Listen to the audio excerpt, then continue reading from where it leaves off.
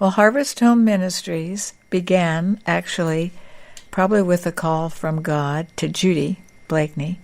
Her call particularly was to go to a village and preach at a local church.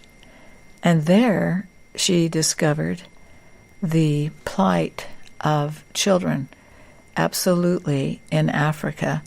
No orphaned or vulnerable kids can attend school because they need to pay school fees. She came home and shared that information with our team and with friends, and she asked me if I would go think about going back.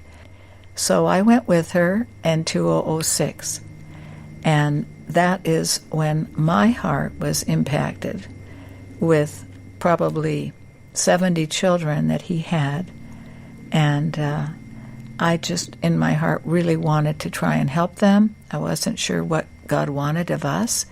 So when we came back on the plane, what I remember as a very special thing that God was speaking in my heart, when I was on the plane and just realizing what I had witnessed in the way of these children, and how my heart thought of the movie Schindler's List.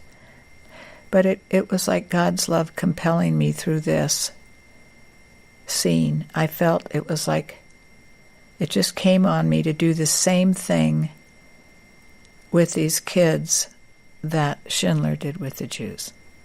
And I was sitting on the plane, and it was just like, we got to help these kids. I mean, just like this Schindler thing came on me of wow, he collected jewelry and sold that to the Germans just to save these people.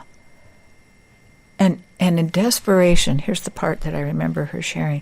At the end, kind of the movie or the life, he said, if I just had one more piece of jewelry, I could save one more Jew. I mean, he had that kind of an incredible love to help them, risk his life type thing. So that sort of came on me as I'm sitting on the plane, and I remember just saying, Judy, what can we do? We've got to get these kids in school. In Africa today, any child who's an orphan or at risk, every day is a life and death matter.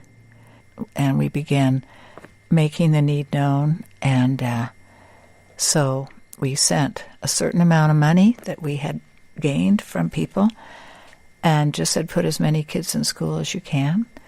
And we made a little brochure, handmade, and got that out.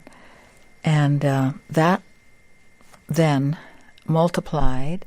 So in 12 years now, since 2006, we've made several trips. We've taken teams that have blessed the kids, sown wonderfully into them spiritually. We're always wanting to lead them to Jesus and help build them up in their faith. And so now what happened, the Lord has been, for the last 2 years, I have been very much knowing it's time to pass the baton, Lord, so where's the person? God has answered that prayer, and he's found someone to do that.